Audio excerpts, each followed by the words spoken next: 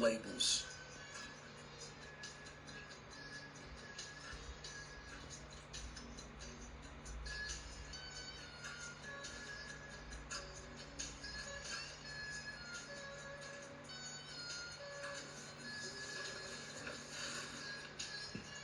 One thing you realize in your alone time is this.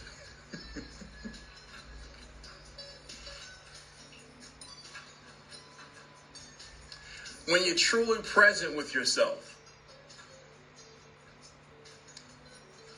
there's no need for patience, quote unquote, patience.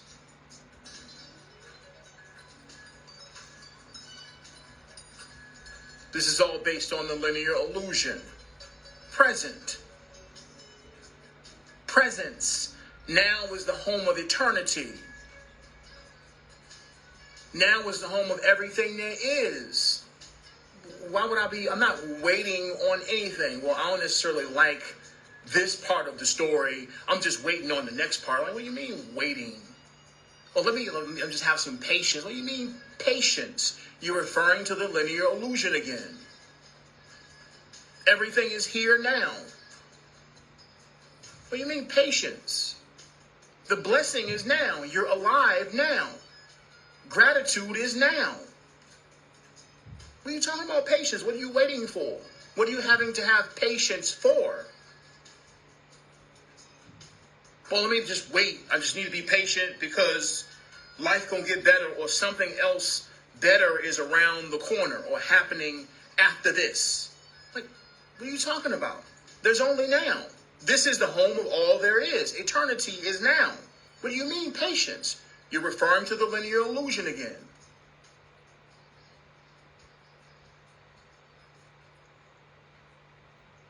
That means you're unsatisfied now, and you'll be more satisfied when something else happens that you're waiting for.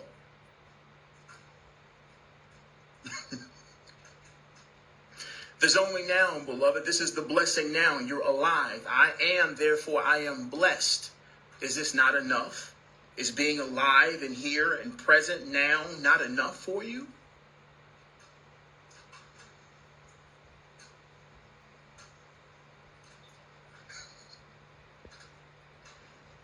Ask yourself, is now not enough?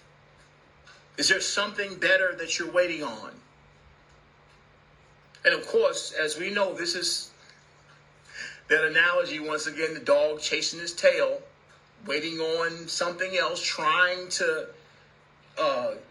once I get this, or once I'm in this place, then I'll be satisfied. Then I'll be happy.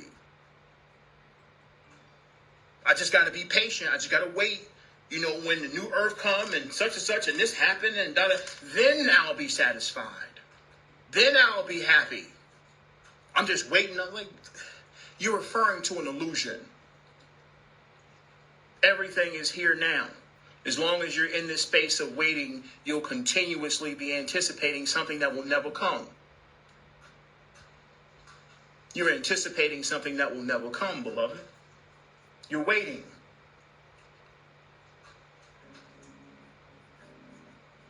There's only now. We get to select our vibration. Our selection of the vibration determines the reality we exist in. Gratitude caters to the frequency, the frequency of satisfaction. Gratitude does. So if we're grateful now, that caters to the frequency or vibration of the reality where we're satisfied.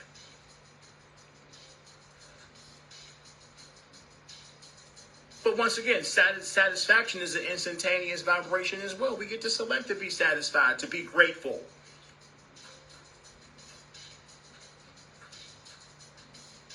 Us feeling satisfied caters to more experiences within our physical reality that bring us a sense of satisfaction. But of course, we talked about this before too. God first, you first. When you change, the reality will change. The frequency that you're in will be reflective in the holographic reflection. Your frequency now, you get to choose to be satisfied now. You get to choose to be grateful now. Of course, you get to choose to be unsatisfied now. These are choices.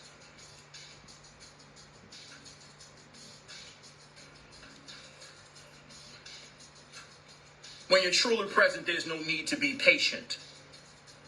You can throw that out the window. What do you mean? I'm satisfied now. I'm not waiting on anything. I'm alive. Therefore, I am blessed. I'm breathing.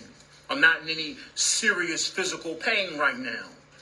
I'm satisfied. This is beautiful.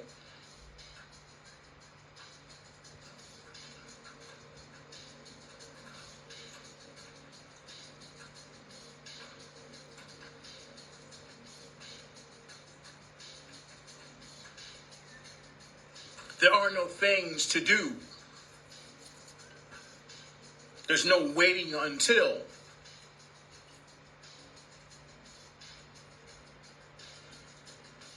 The frustration of impatience is counterproductive.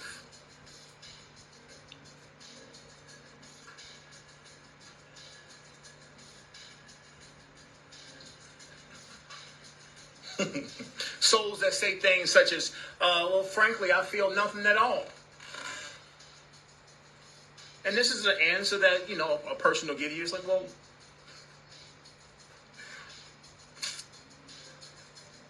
here's the thing about that idea.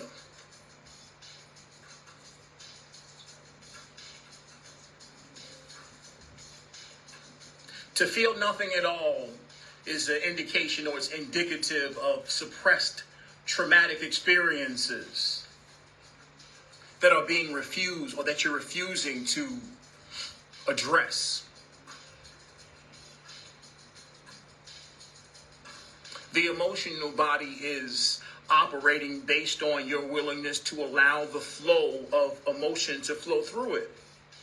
If you have a blockage, then yeah, you're going to be in this space of attempting to numb yourself and not wanting to feel things. It's because you're not allowing the flow of the emotional body to take place. So you've decided to numb it and act as if, no, I don't feel nothing. Oh, I ain't, I'm just here. It's like, no, beloved, look, the emotional body don't work like that. You feel something. And if the emotions are minimized, or the fire is lost its spark, then there's a blockage. There's something that you feel that you're not willing to address, that you're attempting to numb, that you're attempting to suppress. Come on, this is cloggy pipes. Cloggy pipes, things that we've suppressed so much that we're kind of just here and not willing to feel.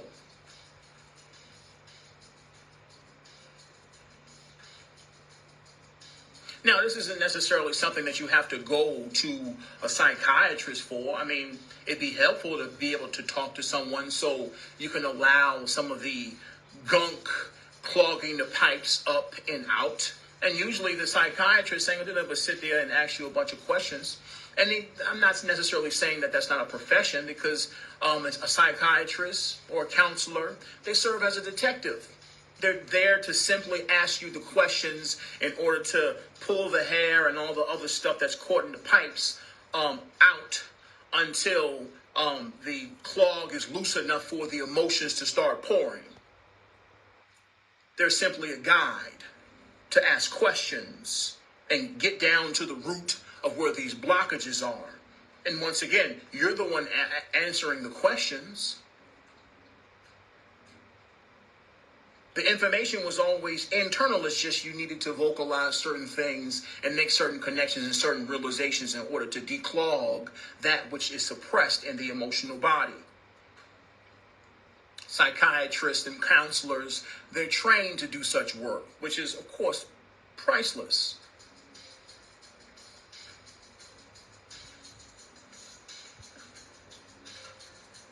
It's priceless work. But what you need to recognize, or what's important to acknowledge, is that the psychiatrist isn't necessarily telling you anything. He's just asking questions.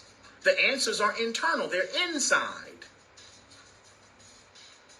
It's just, once again, pulling the information out of you. Like, what's this? And how did you feel about that? So tell me about your childhood. What about this? What about this? And once again, you have a platform of expression. You have a soundboard to listen and be open to how you feel. And of course, all the information just starts to come out and you're just declogging those pipes. It's a listening ear. Compassionate, non-judgmental.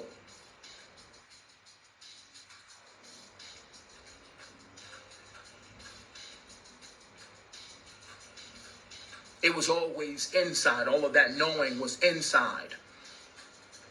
All of it was inside. They weren't there to tell you something that you didn't know. Come on, beloved. You're the creator. No one knows your story more than you. So, once again, the psychiatrist is there to ask you questions. Tell me about this. And to be calm and balanced and listen to you speak and reflect on your experiences. And then you end up, once again, practically healing yourself. But of course, the trained professional was there to make you feel safe and listen and ask the right questions in order for you to declog those pipes. We tracking.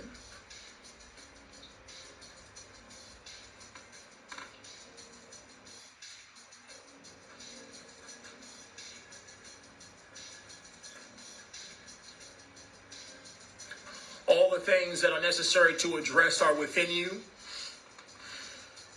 And when you address them, the floodgates are going to open. The floodgates are going to open naturally. Because your heart wants to be open and wants to express, the emotional body wants to express itself. But sometimes it's just necessary to look at our own blockages, to voice our own fears, our own insecurities, to voice our own deepest emotions. It's just that many souls just, they don't necessarily have anyone around them to express these things to. But once again, the alone time is priceless. Being comfortable enough to be confident enough to talk to yourself. To be vulnerable enough to talk to yourself. Many people are blocked because of the idea of, people who talk to themselves are crazy. So we judge ourselves in this space of, or in a way in which we aren't willing to heal ourselves. We aren't willing to hear ourselves because of our own judgments, the voice of judgment and insecurity and ego and what have you. So we refrain from healing ourselves and having a healthy space with ourselves. Thank you, Taj. Who better to talk to than me? Who better to talk to than God? Who knows your story better than God?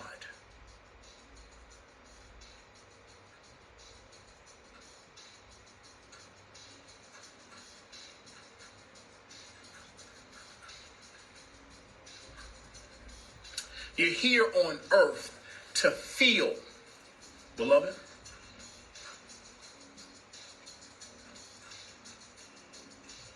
Write that down. I'll say it once again. You're here on earth to feel, beloved.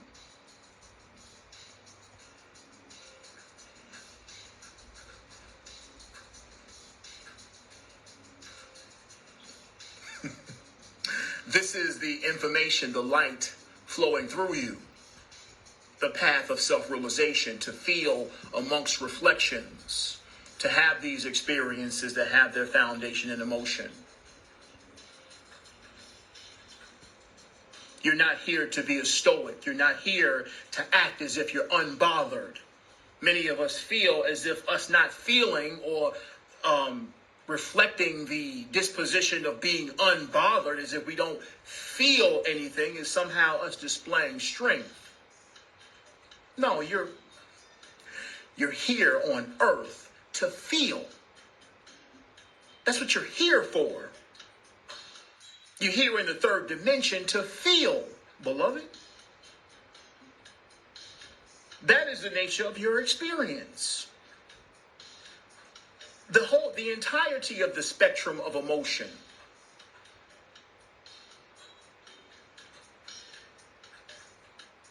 Thank you, Laura. Absolutely.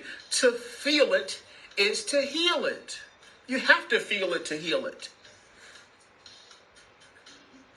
You being emotionless isn't about you showing any strength.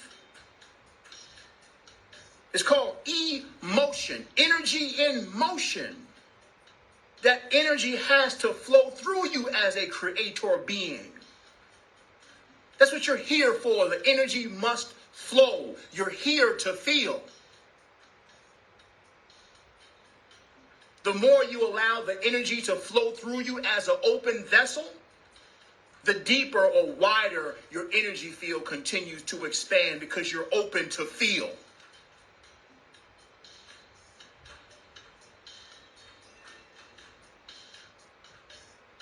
These feelings will be also reflective in that which you share amongst this dimension.